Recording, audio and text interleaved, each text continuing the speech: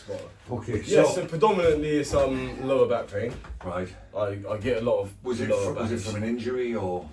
I think it's from deadlift, like from training in the gym, deadlifting, squatting, for instance. So and I do a lot of heavyweight, for instance. Like, so I'm deadlifting, like say 200 and some kilos, squatting maybe about 150, 160, up to 180. So all that tension on that lower part of my spine is now, I'm not getting any younger, And at one point when I was training, I wasn't stretching at all for years because you're young. You think, I don't need to do that. Then you hit that older age, and you're like, shit, I do need to do that. So the pain itself, right? You get three kinds of pain in your back. You get a muscle pain, you get a disc pain, or you get a nerve pain. Yeah. Now we already spoke about the nerve pain in your neck, so you understand that you get a nerve pain, it travels. It travels, yeah. And again, so if with the lower back, the nerve pain would travel down your leg. Yeah. It's like sciatic nerve, yeah. You get a disc pain, which is focused within the spine, obviously. Yeah. And then you get a muscle pain, which can be anywhere. But the thing about a muscle pain is, you can point to it, right? Right, yeah. So the pain that you have in your lower back, can you point to it? Yeah. Okay. So look, it's fine. You don't have to point to it now. But I'm asking you to identify the type of pain, all right? Because what we're going to do is we're going to look at that in a second. But what I'm saying is the fact that you can go to me, this is where the pain is. That says that that's a muscle pain. Okay. All right. Now this is that's ideal. That's a good thing then. That's a very good thing because this is what we deal with. You don't want to slip disc. No, exactly right. So don't get me wrong. If you like, there was one of the other guys came in the other day, and we were talking what he was at with this. The symptoms he was experiencing were a potential bulging disc, and he's very, very young for something like that to happen. And so we're hoping that we can fix that problem with stretching. And essentially, a bulging disc is where the disc comes out the back of the spine. So what you got to do is you got to sort of do some stretches in order to try and get the disc to go back in. So what happens is if you're bending over a lot, you're forcing the disc out the back. Right. So you've got to try and do some cat poses like that. And angle the spine the other way. That is what I do. As soon as I do all of that, my body, it's like, then I'm warmed up. Okay. That's what I said by you put your car on in the morning, in the winter, you have to get that warm before you can go. Okay. That's literally like my body. Okay. So it's essentially, so, but the thing about it is if you can stand up for me. Yep. All right. So, so the lower back, right? What a lot of people don't understand is the problems from the lower back can start in other areas.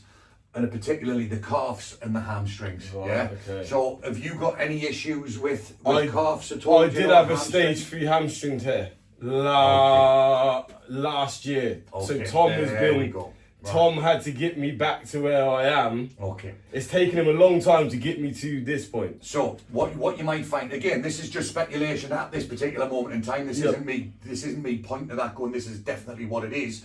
But what you've got to imagine is so obviously your hamstring there, you've got your muscles on the back, you've got your biceps femoris, and you've got various other muscles going down there.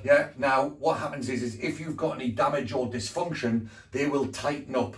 So what happens is the body itself. So when there's damage to the back of your thigh, subconsciously, and your body will try and protect that area of the body, and it will tighten everything up in the area subconsciously. And so what happens is, if you can imagine, imagine this muscle's supposed to be this long, it tightens up a bit and it goes to that long. What happens is this is what happens to your body. Right. Because this tightens up, and then as soon as you've done that, I can feel that pain. And it pulls on the back. So your posture. So if you stand up straight, so your posture should be like that. But with this slight dysfunction here, it's potentially angling it. And again, this is this is why I was getting pain. So when the chiropractor was doing whatever, she relieved one point, I would be like that, and another point kind of thing. Yeah. So look, what we're going to do is we're going to do a range of motion assessment in a second. But based on what you've told me so far, it's kind of a fairly common problem, and what we need to do is we need to try and relieve the tension. And what we do is we start at the bottom and we work our way up to the top. Because we stretch. So the bruising, if Tom can remember, it was like from there to there, and it was badly bruised. It was the worst. I couldn't walk for about 6 months. It took Tom ages to get me back to normal. Not something. Yeah, so what And it we'll weren't do last year, it's the year before. Yeah, last so year, what we'll do is we will basically start at the bottom and work our way up. We will stretch you out. Basically, it's like we're gonna iron you out. You know what I mean? Like imagine like you're like a piece of plasticine or a piece of dough. Yeah. And we're gonna knead you out. Roll we're gonna it out, stretch you like all a- out. Yeah. yeah. And we're gonna stretch you out from top to bottom. And then hopefully what that'll do is that will also allow a bit more freedom of movement in this area. Now also you've got some muscles in your back here. Which are a lot of people don't even know exist. Do you know what your QL is? Your quadratus laborum. never heard of Okay. it. So you in your back, right? So you got the top of your pelvis here. Yeah. And then you got your bottom rib like here. In between the top of your pelvis and your bottom rib, you've got like a flat piece of muscle. Okay. Like imagine it like looking like it's like a piece of paper. Well, Is it like? it's under the right. So what you're looking at on that picture there, that's Yeah. that's your lats, right, and, Yeah. and your glutes, right.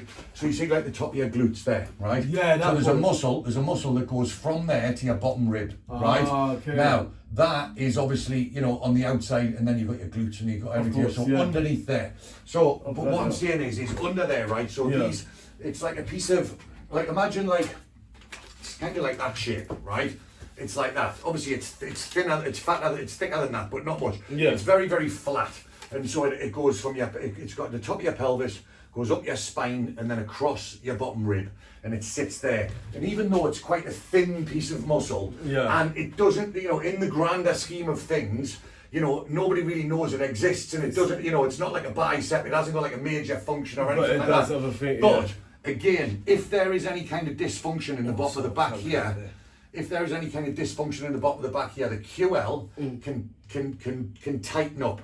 And again, if the QL tightens up, what you're doing is you're leaning backwards, right? So what we're going to do is... So you think you're Yeah. straight, but you're not. Exactly. So the combination of having this hamstring and possible QL issues, what we're going to do is, like I say, we're going to release all of this, we're going to stretch it all out, we're going to release all of this, Sweet. and then hopefully, that's going to make you feel better, right? Perfect, yeah. But then what you have to do is you then have to commit to a program of stretching and strengthening exercises. Yes. All right. So I do stretch every single day now. I stretch, Okay. yeah, without Now- fail.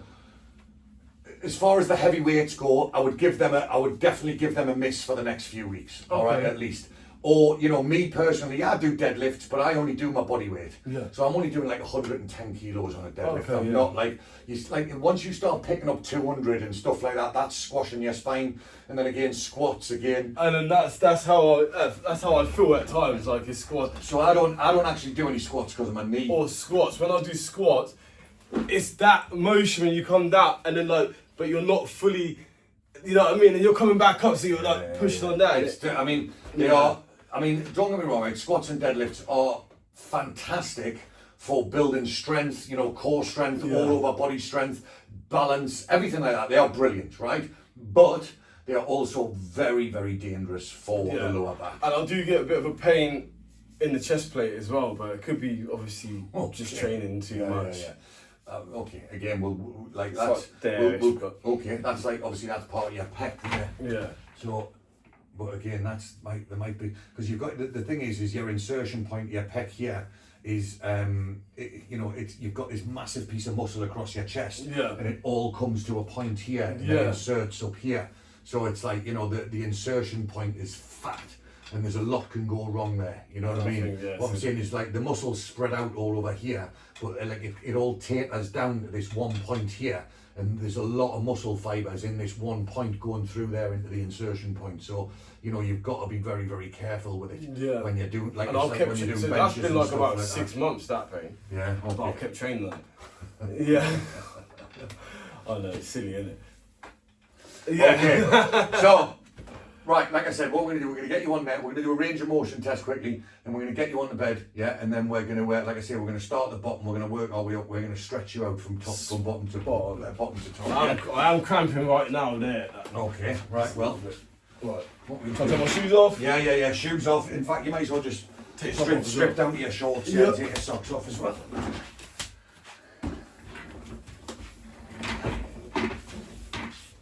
And then so just chuck, see it's like the middle shelf there, it's all empty. Just chuck everything on that, like on the bottom shelf yeah, there or the middle yeah. shelf there, whatever. You can Spot chuck all on. your stuff on there.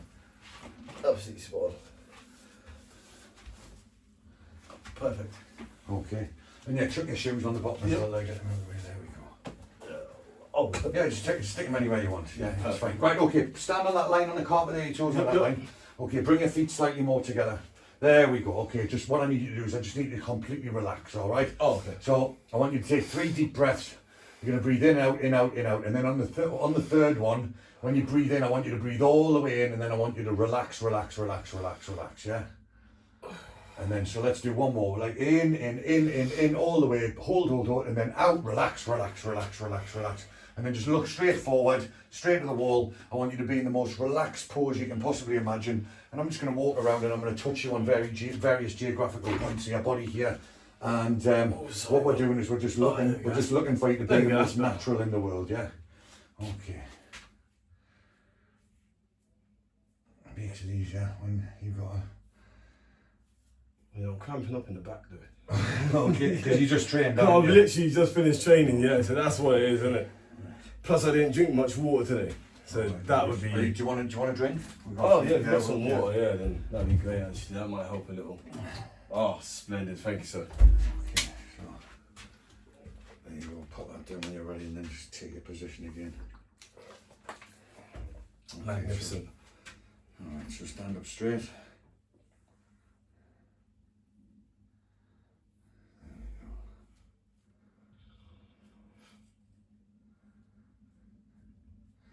Yeah, you're left or right-handed? Right-handed.